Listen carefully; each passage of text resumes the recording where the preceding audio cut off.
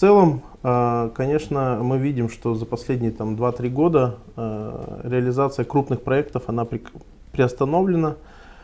Те стратегические инвесторы, которые планировали это сделать, они, естественно, не идут на эти шаги, потому что принимают решение, что лучше предупредить инвестиции, а потом быть застрахованным от того, что можно потерять в одночасье все. Вот. И это одна составляющая. Вторая, знаете, не все проекты имеют свою поддержку, да, то есть с первого раза. Поэтому вот я вспоминаю, сейчас вот как раз объявлена программа опять в очередной раз черноморского сотрудничества, где страны черноморского сотрудничества, в том числе Молдова, могут подавать проекты. Я помню, мы 2 проекта подавали в 2012 году в рамках этой программы. И, к сожалению, мы прошли первый этап преселекции. Потом был запрос, у нас партнерами были Турция, Болгария в одном проекте, в другом Греция и Румыния. И, к сожалению, второй этап мы не прошли. Почему? Потому что, естественно, повышается качество этих проектов. Идет очень сильная конкурентная борьба между странами, между регионами. Мы посмотрим даже в Молдове.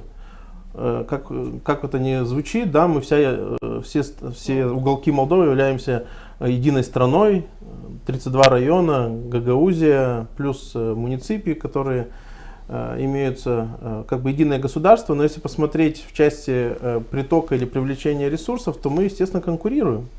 Мы конкурируем за ресурсы. GIZ принимает решение инвестировать, реализовывать проект в этом районе. СИДА принимает решение инвестировать в этом районе. Программа швейцарского правительства, она, соответственно, имеет свои районы приоритеты.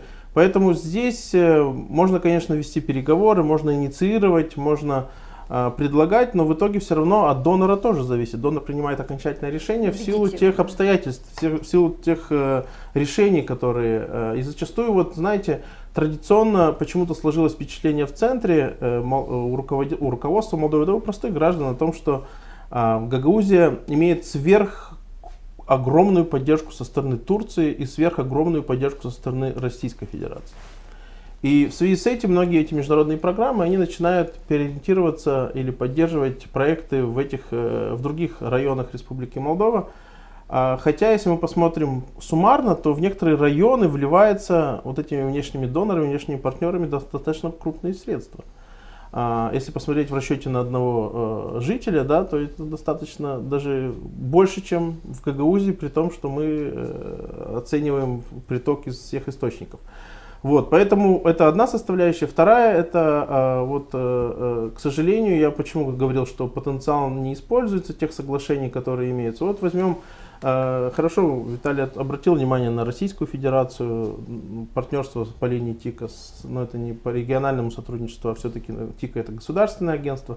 А у нас есть партнеры, с которыми подписаны соглашения в странах Западной Европы. В Болгарии Варнинская область, в Польше Любужское воеводство, в Эстонии вот подписано было Ида Вирума.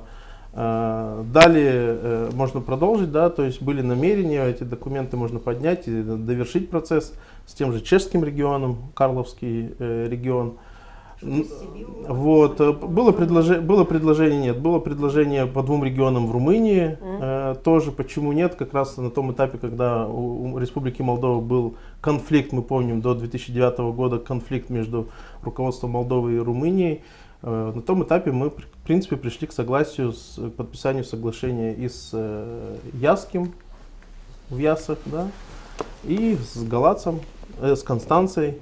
Констанция даже подтвердила, но потом поменялись приоритеты, мы начинали одновременно с Варнинской областью. Эти партнеры, они необходимы для чего? Для того, чтобы эффективно привлекать европейские, потому что кроме вот этих программ, которые непосредственно работают в Молдове, есть программы, которые несут такую региональную повестку.